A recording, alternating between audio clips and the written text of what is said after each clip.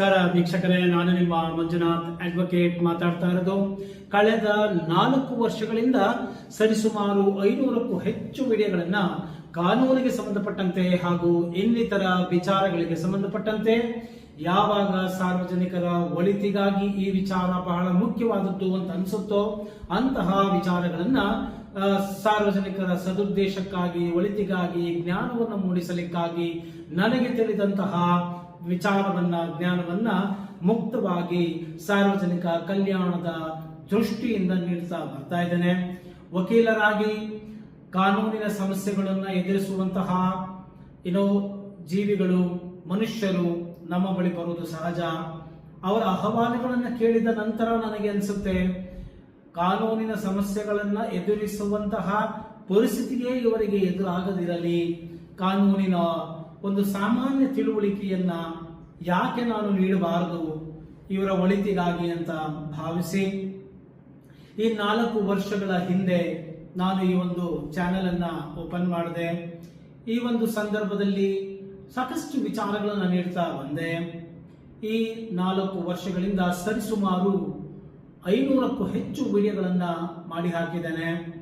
ಪ್ರಾಪರ್ಟಿಗೆ ವಿಚಾರ ಸಂಬಂಧಪಟ್ಟಂತೆ, ಫ್ಯಾಮಿಲಿ ಇಶ್ಯೂಸ್ಗಳು, ಡಿಸ್ಪ್ಯೂಟ್ಗಳಿಗೆ ಸಂಬಂಧಪಟ್ಟಂತೆ, ಹಾಗೂ ಫಿನಾನ್ಷಿಯಲ್ ರಿಲೇಟೆಡ್ ಇಶ್ಯೂಸ್ಗಳಿಗೆ ಸಂಬಂಧಪಟ್ಟಂತೆ, ಸ್ಪಿರಿಚುವಲ್ ರಿಲೇಟೆಡ್ ಕೆಲವು ವಿಷಯಗಳು, ಪೊಲಿಟಿಕಲ್ ರಿಲೇಟೆಡ್ ವಿಷಯಗಳು, ಸಾಮಾಜಿಕ ಒಂದು ಸಮಾನತೆಗೆ ಸಂಬಂಧಪಟ್ಟಂತಹ ವಿಚಾರಗಳು, ಹೀಗೆ ಹಲವಾರು ವಿಚಾರಗಳ ಬಗ್ಗೆ, ಮೋಟಾರ್ ವೆಹಿಕಲ್ ಆಕ್ಟ್ ಆಗಿರ್ಬೋದು, ಕ್ರಿಮಿನಲ್ ಕೇಸ್ಗಳಾಗಿರ್ಬೋದು, ಬೇಲ್ಗೆ ಸಂಬಂಧಪಟ್ಟಿದ್ದು, ಹೈಕೋರ್ಟ್ಗಳಿಗೆ ಸಂಬಂಧಪಟ್ಟಿದ್ದು, ಹೀಗೆ ಹಲವಾರು ಕ್ಷೇತ್ರಗಳಲ್ಲಿ, ಆಯಾಮಗಳಲ್ಲಿ ಕಾನೂನಿಗೆ ಸಂಬಂಧಪಟ್ಟಂತ ವಿಚಾರಗಳನ್ನ ನಾನು ನೀಡ್ತಾ ಬರ್ತಾ ಇದ್ದೇನೆ. ಸೊ ಈ ಒಟ್ಟಾರೆ ಈ ಒಂದು ವಿಡಿಯೋ ಮಾಡುವ ಉದ್ದೇಶ ಏನಪ್ಪಾ ಅಂತ ಹೇಳಿದ್ರೆ, ನನ್ನೆಲ್ಲ ವೀಕ್ಷಕರುಗಳಿಗೆ, ಸಬ್ಸ್ಕ್ರೈಬರ್ಗಳಿಗೆ ಕೃತಜ್ಞತೆಗಳನ್ನ ಹೇಳಲು ಹಾಗೂ ನಮನಗಳನ್ನು ಅರ್ಪಿಸಲು. ಯಾಕೆ ಅಂತ ಹೇಳಿದ್ರೆ, ಉಚಿತವಾಗಿ ಜ್ಞಾನ ಕೊಟ್ಟವನು ದೊಡ್ಡವನಲ್ಲ, ಜ್ಞಾನವನ್ನು ಪಡೆದವರು, ತಿಳಿದವರು, ಮತ್ತೆ ಅದನ್ನು ಇತರರಿಗೆ ಹಂಚಿದವರು ದೊಡ್ಡವರಾಗ್ತಾರೆ. ವಿವೇಕಾನಂದರು ಒಂದು ಕಡೆ ಹೇಳ್ತಾರೆ, ಎಲೆ ಬಡವ ತೆಗೆದುಕೋ ಎಂದೇಳಿ ಒಬ್ಬರಿಕೆಯ ಮೇಲೆ ನಿಂತು ನೀನು ಕೊಡುವುದಲ್ಲ, ತೆಗೆದುಕೊಂಡವನಿಗೆ ನೀನು ದಾನ ಮಾಡಲು ಅವಕಾಶ ಕೊಟ್ಟಂತಹ ವ್ಯಕ್ತಿಗಳಿಗೆ ನೀನು ಕೃತಕೃತ್ಯನಾಗಬೇಕು, ಕೃತಜ್ಞತೆಯನ್ನು ಸಲ್ಲಿಸಬೇಕು ಅಂತ ಹೇಳಿ ಹೇಳ್ತಾರೆ. ಹಾಗೆ ಈ ನನ್ನ ಚಾನಲಿನ ಪ್ರೋತ್ಸಾಹ ಮಾಡ್ತಾ ಸಬ್ಸ್ಕ್ರೈಬರ್ಗಳಾಗಿ 1 ಕೋಟಿಗೂ ಹೆಚ್ಚು ವೀಕ್ಷಣೆ ಆಗಿದೆ. ಸರಾಸರಿಯಾಗಿ ಈ 500 ವಿಡಿಯೋಗಳ ಮೇಲ್ಪಟ್ಟು ಈ 1 ಕೋಟಿ ವೀಕ್ಷಣೆ, ಅದರಲ್ಲಿಯೂ ಕೂಡ ಈ ಕಬ್ಬಿಣದ ಕಡಲೆಯಂತಿರುವ ಸಮಸ್ಯೆಗಳು ಬಂದಾಗ ತಿಳಿಯಬೇಕು ಎಂದು ಬಯಸುವಂತಹ ಇಂತಹ ಕಾನೂನಿನ ವಿಷಯಗಳು, ಅಂದ್ರೆ ಬಹಳ ಸೀರಿಯಸ್ ಆಗಿರ್ತಕ್ಕಂತಹ ವಿಷಯಗಳು. ಇದು ಯಾವುದೇ ಎಂಟರ್ಟೈನ್ಮೆಂಟ್ ಆಗಲಿ, ಮನರಂಜನೆ ಆಗಲಿ ಅಲ್ಲ. ಸೊ ಇಂತಹ ಒಂದು ಕಾನೂನಿನ ವಿಷಯಗಳನ್ನು ನೋಡ್ತಾ, ತಿಳುವಳಿಕೆಯನ್ನ ಪಡ್ಕೊಳ್ತಾ, ಇತರರಿಗೂ ತಿಳಿಸ್ತಾ, ಶೇರ್ ಮಾಡ್ತಾ, ಲೈಕ್ ಕೊಡುವುದರ ಮುಖಾಂತರ ನನ್ನನ್ನು ಪ್ರೇರೇಪಿಸ್ತಾ, ಪ್ರೋತ್ಸಾಹ ಮಾಡ್ತಾ, ಹಲವಾರು ವಿಡಿಯೋಗಳನ್ನು ಮಾಡಲಿಕ್ಕೆ ಪ್ರೇರೇಪಣೆಯನ್ನು ನೀಡ್ತಾ, ಸದಾ ನನ್ನೊಂದಿಗಿದ್ದು ಮತ್ತೆ ನನ್ನ ವಿಡಿಯೋಗಳನ್ನು ಇಷ್ಟಪಡ್ತಾ, ಹಾಗೂ ಸಾವಿರಾರು ಜನರು ಕರೆಗಳನ್ನು ಮಾಡುವ ಮುಖಾಂತರ ಕನ್ಸಲ್ಟೇಷನ್ಗಳನ್ನು ಪಡೆದುಕೊಳ್ತಾ, ಫೋನ್ ಮುಖಾಂತರ ಹಾಗೂ ನೇರವಾಗಿ ಕಚೇರಿಗೆ ಬಂದು ಭೇಟಿ ಮಾಡ್ತಾ, 100 ಮೊಕದ್ದಮೆಗಳನ್ನ, ದೂರುಗಳನ್ನ, ನ್ಯಾಯಾಲಯಗಳಲ್ಲಿ ಕೇಸ್ಗಳನ್ನ ನಡೆಸಲು ಅನುವು ಮಾಡಿಕೊಟ್ಟಂತಹ, ವೇದಿಕೆಯನ್ನು ಮಾಡಿಕೊಟ್ಟಂತಹ, ಪ್ಲಾಟ್ಫಾರ್ಮ್ ಕೊಟ್ಟಂತಹ ನನ್ನೆಲ್ಲ ಕಕ್ಷಿದಾರರಿಗೆ, ವೀಕ್ಷಕರಿಗೆ ನನ್ನ ಹೃದಯಪೂರ್ವಕವಾದಂತಹ ಧನ್ಯವಾದಗಳು ಹಾಗೂ ನಮನಗಳನ್ನು ಹೇಳಲಿಕ್ಕೆ ಈ ಒಂದು ವಿಡಿಯೋವನ್ನ ಮಾಡಿದ್ದೇನೆ. ಯಾಕಂದ್ರೆ ಇಂತಹ ಕಾನೂನು ಎಂಬುವಂತಹ ಜಟಿಲವಾದಂತಹ ಕಠಿಣ ವಿಷಯಗಳ ಕುರಿತು 1 ಕೋಟಿ ಬಾರಿ ವೀಕ್ಷಣೆಯನ್ನ ಆಗಿದೆ ಅಂತಂದು ಹೇಳಿದ್ರೆ ಅದು ಸಾಮಾನ್ಯವಾದದ್ದೇನಲ್ಲ. ಯಾಕೆಂತ ಹೇಳಿದ್ರೆ, ಕಾನೂನು ತಾನೇ ಏನಾದ್ರು ಸಮಸ್ಯೆ ಬಂದಾಗ ನೋಡ್ಕೊಂಡ್ರಾಯ್ತು, ಯಾರಿಗಾದ್ರೂ ಬೇಕು ಅಂದಾಗ ನೋಡ್ಕೊಂಡ್ರಾಯ್ತು ಎಂಬುವಂತಹ ಒಂದು ಧೋರಣೆಗಳು ಸಮಾಜದಲ್ಲಿ ಇದೆ. ಅಂತಹವರ ಮಧ್ಯೆ ಇಲ್ಲ, ಕಾನೂನು ತುಂಬಾ ನಮಗೆ ಅತ್ಯವಶ್ಯಕ, ತಿಳಿದುಕೊಳ್ಳಲೇಬೇಕಾದಂತಹ ವಿಷಯ. ಕಾನೂನನ್ನು ನಾವು ಅರಿತರೆ ಸಮಸ್ಯೆಗಳು ಬಂದಾಗ ವಕೀಲರ ಬಳಿ ಓಡೋಗುವ ಬದಲು ಸಮಸ್ಯೆಗಳು ಬರದಂತೆ ಚಾಕಚಕ್ಯತೆಯಿಂದ, ಜಾಣ್ಮೆಯಿಂದ, ನಲ್ಮೆಯಿಂದ ಜೀವನವನ್ನು ನಡೆಸಬಹುದು ಎಂಬುದನ್ನು ಅರಿತು, ಕಾನೂನು ಬಹಳ ಒಂದು ಮುಖ್ಯವಾದದ್ದು ನಮ್ಮ ಜೀವನದಲ್ಲಿ. ಕೂತ್ರೆ ನಿಂತ್ರೆ ಕಾನೂನು ಅನ್ನೋದು ಇದೆ. ಇಂತಹ ಕಾನೂನನ್ನ ಪ್ರತಿನಿತ್ಯ ತಿಳಿದುಕೊಂಡು ಬಿಡೋಣಪ್ಪ, ಯಾವ ಸಮಸ್ಯೆಗಳು ಬರದೇ ಇರಲಿ, ಬರದಂತೆ ಆಗಲಿ ಅಂತ ಹೇಳಿ ಪ್ರತಿದಿನ ನಾನು ಯಾವುದೇ ವಿಡಿಯೋಗಳನ್ನ ಮಾಡಿ ಹಾಕಿದರೂ ಕೂಡ ಅಷ್ಟೇ ಶ್ರದ್ಧೆಯಿಂದ, ಪ್ರೀತಿಯಿಂದ ನೋಡುವಂತಹ ವೀಕ್ಷಕರು ಇದ್ದಾರೆ. ಸೊ ಸರಿಸುಮಾರು 2,70,000ಕ್ಕೂ ಮೀರಿದ ಚಂದಾದಾರರು ನನ್ನ ಚಾನೆಲ್ಗೆ ಆಗಿದ್ದೀರಾ. ಅವರೆಲ್ಲರಿಗೂ ಕೂಡ ನನ್ನ ನಮನಗಳು. ಆ ಚಂದಾದಾರರಾಗಿರ್ತಕ್ಕಂಥ ಸಬ್ಸ್ಕ್ರೈಬ್ ಮಾಡಿಕೊಂಡಂತಹವರು ವಿಡಿಯೋಗಳನ್ನ ಅವಾಗವಾಗ ನೋಡ್ತಾನೆ ಇರಿ, ಬಿಡುವಿದ್ದಾಗಿಲ್ಲ ನೋಡ್ತಾ ಇರಿ. ಎಲ್ಲವೂ ಉಪಯುಕ್ತವಾದಂತಹ ವಿಚಾರಗಳ ಬಗ್ಗೆ ಮಾತ್ರ ನಾನು ಮಾತನಾಡ್ತೇನೆ. ಏನೋ ದಿನಾಗ್ಲೂ ಮಾತನಾಡಬೇಕು, ಏನೋ ವಿಷಯ ಹೇಳಬೇಕು ಅಂತ ಹೇಳೋದಲ್ಲ. ಸೊ ನನ್ನ ಒಂದು ಉದ್ದೇಶ, ಸೂಕ್ತವಾದಂತಹ ಒಂದು ವಿಚಾರಗಳು ಬಂದಾಗ ಅದನ್ನು ಸಾರ್ವಜನಿಕರ ಒಳಿತಿಗಾಗಿ ನಾನು ನೀಡ್ತಾ ಬಂದಿದ್ದೇನೆ, ನಿಸ್ವಾರ್ಥವಾಗಿ. ಇಂತಹ ಕಾನೂನಿನ ಒಂದು ವಿಷಯಗಳನ್ನು ಅರಿತಂತಹ ಎಷ್ಟೋ ಸಾವಿರಾರು ನಾಗರಿಕರು, ವೀಕ್ಷಕರು ನನಗೆ ಕರೆ ಮಾಡಿದ್ದಾರೆ. ಅವರು ತಮ್ಮ ನಮನಗಳನ್ನು, ಕೃತಜ್ಞತೆಯನ್ನೂ ಸಲ್ಲಿಸಿದ್ದಾರೆ. ನೀವು ನೀಡಿದಂತಹ ಎಷ್ಟೋ ವಿಷಯಗಳ ಬಗ್ಗೆ ನಮಗೆ ಜ್ಞಾನ ಇರಲಿಲ್ಲ, ಅದರಿಂದ ನಾವು ಎಷ್ಟೋ ಸಮಸ್ಯೆಗಳನ್ನು ಬಗೆಹರಿಸಿಕೊಂಡಿದ್ದೇವೆ. ಮತ್ತೆ ನಮಗೀಗ ಧೈರ್ಯ ಬಂದಿದೆ, ಮಾತನಾಡುವ ಧೈರ್ಯ ಬಂದಿದೆ, ವ್ಯವಹರಿಸುವಂತಹ ಧೈರ್ಯ ಬಂದಿದೆ.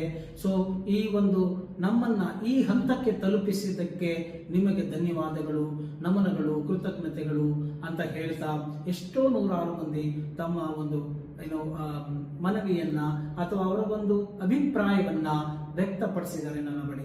ಅವರೆಲ್ಲರಿಗೂ ಕೂಡ ನನ್ನ ನಮನಗಳು. ಮತ್ತೆ ಹೀಗೆ ಕರೆ ಮಾಡುವಂತಹ ಸಂದರ್ಭಗಳಲ್ಲಿ, ನಾನು ಬ್ಯುಸಿಯಾಗಿದ್ದಂತಹ ಸಂದರ್ಭಗಳಲ್ಲಿ ಕೆಲವರಿಗೆ ತಕ್ಷಣ ನಾನು ಆನ್ಸರ್ ಮಾಡೋದಕ್ಕೆ ಆಗಿರೋದಿಲ್ಲ.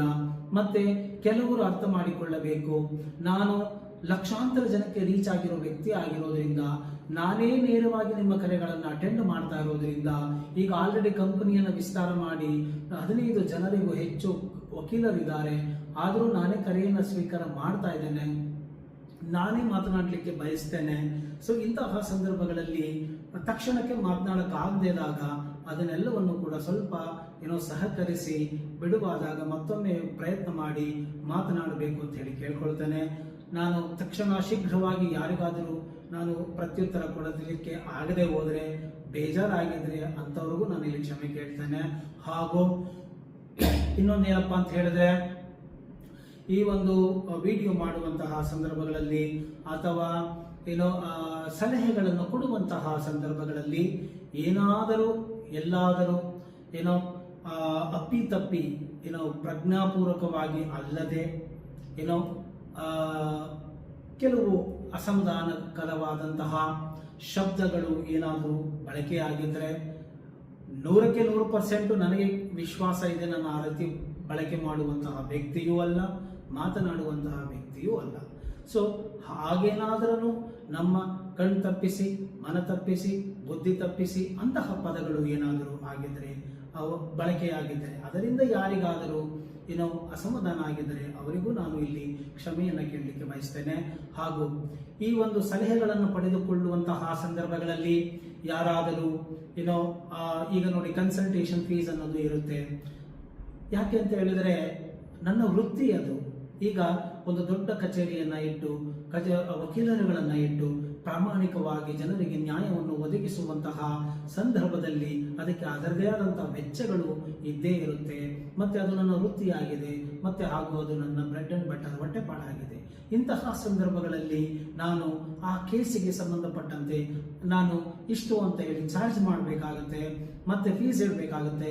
ಹಾಗೂ ಸಲಹೆಗಳನ್ನು, ನಿಮ್ಮ ವೈಯಕ್ತಿಕವಾದಂತಹ ಸಲಹೆಗಳನ್ನು ಬಯಸಿದ್ದೇ ಆದಲ್ಲಿ ನೀವು ಅಂತ ಕೊಡುವಂತಹ ಸಂದರ್ಭಗಳಲ್ಲಿ ನೀವು ನನ್ನ ಸಮಯವನ್ನು ಹೈಯರ್ ಮಾಡ್ತೀರಾ, ನನ್ನ ಜ್ಞಾನವನ್ನು ಪಡೆಯಲಿಕ್ಕೆ ಬಯಸ್ತೀರಾ, ನಿಮ್ಮ ಸಮಸ್ಯೆಗಳಿಗೆ ಉತ್ತರಗಳನ್ನು ಬಯಸ್ತೀರಾ ಅಂತಹ ಸಂದರ್ಭಗಳಲ್ಲಿ ಅದು ಕನ್ಸಲ್ಟೇಷನ್ ಫೀಸು ಆ ವೃತ್ತಿಗೆ ಕೊಡುವಂತಹ ಒಂದು ಗೌರವ ಅಂತ ತಿಳಿದು ಅದನ್ನ ಪೇ ಮಾಡಿ ಪಡೆದಂತಹವರಿಗೂ ನಾನು ಇಲ್ಲಿ ಧನ್ಯವಾದಗಳನ್ನು ಅರ್ಪಿಸ್ತೇನೆ.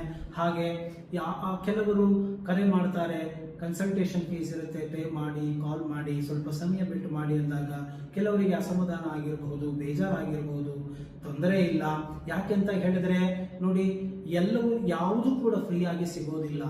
ವೈಯಕ್ತಿಕವಾಗಿ ನೋಡಿದಾಗ ಈಗ ನೋಡಿ, ಯೂಟ್ಯೂಬಿನಲ್ಲಿ ನಾನು ಮಾಡಿದಂತಹ ವಿಷಯಗಳು ಎಲ್ಲವನ್ನೂ ಕೂಡ ನಾನು ಫ್ರೀಯಾಗಿ ಮಾಡಿದ್ದೇನೆ.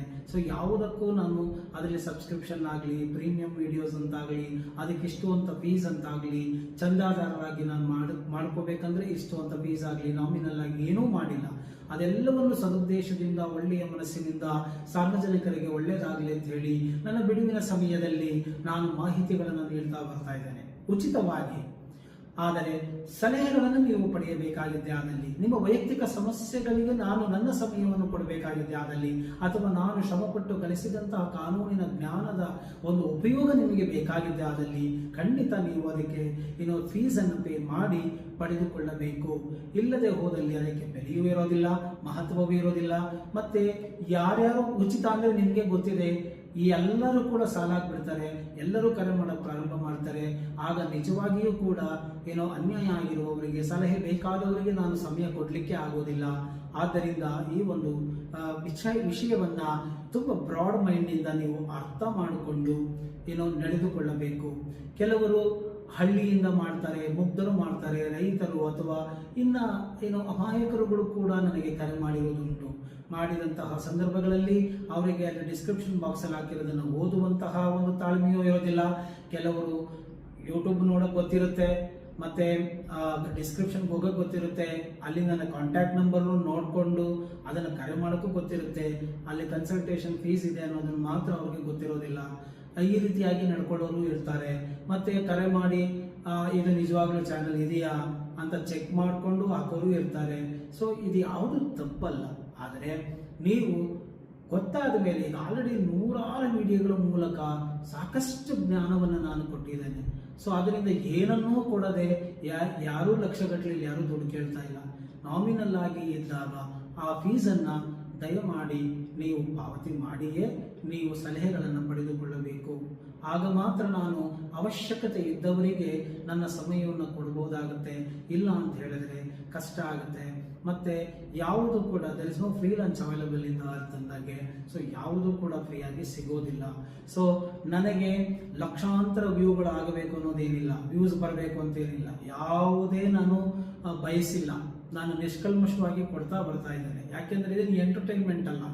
ಯಾವುದೋ ಒಂದು ಇದಾದ್ರೆ, ಏನೋ ಒಂದು ನ್ಯೂಸೆನ್ಸ್ ಮಾತಾಡಿದ್ರೆ, ಏನೋ ಒಂದು ಮಾತಾಡಿದ್ರೆ ಈಗೆಲ್ಲ ವೈರಲ್ ಆಗ್ತಾ ಇರುತ್ತೆ, ಜನಗಳು ವ್ಯೂಸ್ ಬರ್ತಾ ಇರುತ್ತೆ, ಸೆಲೆಬ್ರಿಟಿಗಳಾಗೋಗ್ತಾರೆ. ಹುಚ್ಚಾಪಟ್ಟೆ ಮಾತಾಡೋರಿಗೆಲ್ಲ ಲಕ್ಷಾಂತರ ವ್ಯೂಸ್ಗಳು ಹೋಗ್ತಾ ಇರುತ್ತೆ. ಅದರಿಂದ ಏನೂ ಪ್ರಯೋಜನ ಇಲ್ಲ. ಲಕ್ಷಾಂತರ ಜನ ನೋಡ್ತಾ ಇರ್ತಾರೆ, ಅವ್ರ ಕಾಮಿಡಿ ಪೀಸ್ ಆಗ್ತಾ ಇರ್ತಾರೆ ಅಷ್ಟೇ ಹೊರತು ಅದರಿಂದ ಅವರ ಯಾವುದೇ ಬೆಳವಣಿಗೆ ಆಗೋದಿಲ್ಲ. ಅದರಿಂದ ಅವರಿಗೂ ಬೆಳವಣಿಗೆ ಇಲ್ಲ, ನೋಡೋರ್ಗೂ ಬೆಳವಣಿಗೆ ಇಲ್ಲ. ಅಂತ ವಿಡಿಯೋಗಳನ್ನ ಇಬ್ಬರಿಗೂ ಬೆಳವಣಿಗೆ ಆಗೋದಿಲ್ಲ. ಅದರಿಂದ ಕಾನೂನನ್ನ ತಿಳಿಯಿರಿ. ಕಾನೂನನ್ನು ತಿಳಿದಾಗ ನಿಮಗೂ ಬೆಳವಣಿಗೆ ಆಗುತ್ತೆ. ಸೊ ನಮಗೂ ಕೂಡ ಬೆಳವಣಿಗೆ ಆಗುತ್ತೆ, ನಾವು ಸೂಕ್ತ ರೀತಿಯಲ್ಲಿ ವಿಡಿಯೋಗಳನ್ನ ಮಾಡಿ ಹಾಕಿದಾಗ. ಆದ್ದರಿಂದ ಸೊ ಯಾರು ನೋಡ್ತೀರಾ, ಯಾರು ಚಂದಾದಾರರಾಗಿದ್ದೀರಾ ಅವರೆಲ್ಲರೂ ಕೂಡ ಶ್ರದ್ಧೆಯಿಂದ ನೋಡಿ, ವಿಷಯಗಳನ್ನು ಸಂಪೂರ್ಣವಾಗಿ ಅರ್ಥ ಮಾಡಿಕೊಳ್ಳಿ, ಮತ್ತೆ ವೃತ್ತಿಯನ್ನು ಗೌರವಿಸಿ, ಮತ್ತೆ ನನ್ನ ಸಮಯದ ಒಂದು ಮೌಲ್ಯವನ್ನು ಕೂಡ ಗೌರವಿಸಿ.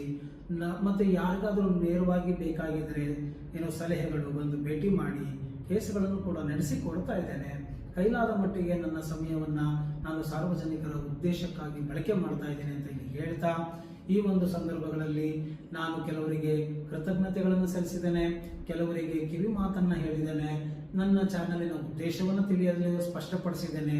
ಹಾಗೂ 1 ಕೋಟಿ ವೀಕ್ಷಣೆ ಆಗಿರೋದ್ರಿಂದ ಈ ಒಂದು ಸಂತೋಷದ ಸಂದರ್ಭವನ್ನ ನಿಮ್ಮಗಳ ಮುಂದೆ ಹಂಚಿಕೊಳ್ಳಬೇಕು ಅಂತ ಹೇಳ್ತಾ ಈ ಒಂದು ವಿಡಿಯೋನ ಮಾಡಿದೆ. ಸೊ ಇಷ್ಟ ಆಗಿದೆ ಅದರಲ್ಲಿ ಮರೆಯದ ಹಾಗೆ ಲೈಕ್ ಕೊಡಿ, ಇತರರಿಗೂ ಶೇರ್ ಮಾಡಿ. ಚಂದಾದಾರರೆಲ್ಲರೂ ಎಲ್ಲ ವಿಡಿಯೋಗಳನ್ನು ನೋಡಿ 10 ನಿಮಿಷ ನೋಡ್ಕೊಂಡು ಹೋದರೆ ಸಾಕು. ಕೆಲವೊಬ್ರು ಎಲ್ಲ ನನ್ನ ಹಳೆಯ ವಿಡಿಯೋಗಳ ವೀಕ್ಷಣೆಯನ್ನು ಜಾಸ್ತಿ ಮಾಡ್ತಾ ಇದ್ದಾರೆ ಕಂಟೆಂಟ್ಗಳು. ಸೊ ಈಗೆಲ್ಲ ಕಳೆದ 3 ತಿಂಗಳಿನಿಂದ ನಾನು ಕ್ರಿಮಿನಲ್ಗೆ ಸಂಬಂಧಪಟ್ಟಂತೆ ಹೊಸ ಕಾನೂನುಗಳು ಬದಲಾವಣೆ ಆಗಿದೆ, ಅದೆಲ್ಲವನ್ನು ನೀಡಿದ್ದೇನೆ. ಯಾರು ಮಾತನಾಡದಂತಹ ಬಹಳ ಗಾಂಭೀರ್ಯ ವಿಚಾರಗಳನ್ನು ಕೂಡ ಅದರಲ್ಲಿ ತಿಳಿಸಿದ್ದೇನೆ. ಅದೆಲ್ಲವನ್ನು ನೋಡಿ ತಿಳ್ಕೊಳ್ಳಿ.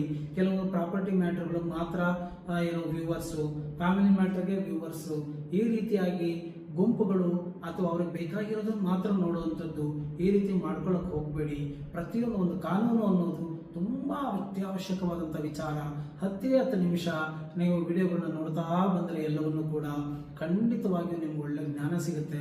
ಇದು ನಿಮ್ಮ ಜೀವನಕ್ಕೆ ತುಂಬ ಸಹಾಯ ಆಗುತ್ತೆ. ಇದು ಎಂಟರ್ಟೈನ್ಮೆಂಟ್ ಅಲ್ಲ, ಇದರಿಂದ ನಿಮ್ಮ ಜೀವನವೇ ಸಂತೋಷದಾಯಕವಾಗುವ ಮಟ್ಟಕ್ಕೆ ಈ ಒಂದು ಚಾನೆಲ್ ನಿಮ್ಮನ್ನು ಕರ್ಕೊಂಡು ಹೋಗುತ್ತೆ, ಕಷ್ಟಗಳಿಂದ ದೂರ ಇಡುತ್ತೆ ಎಂಬುವಂತಹ ಒಂದು ಭರವಸೆಯನ್ನು ನೀಡುತ್ತಾ ನಾನು ಈ ಒಂದು ವಿಡಿಯೋವನ್ನು ಮುಗಿಸ್ತಾ ಇದ್ದೀನಿ. ಜೈ ಹಿಂದ್, ಜೈ ಕರ್ನಾಟಕ.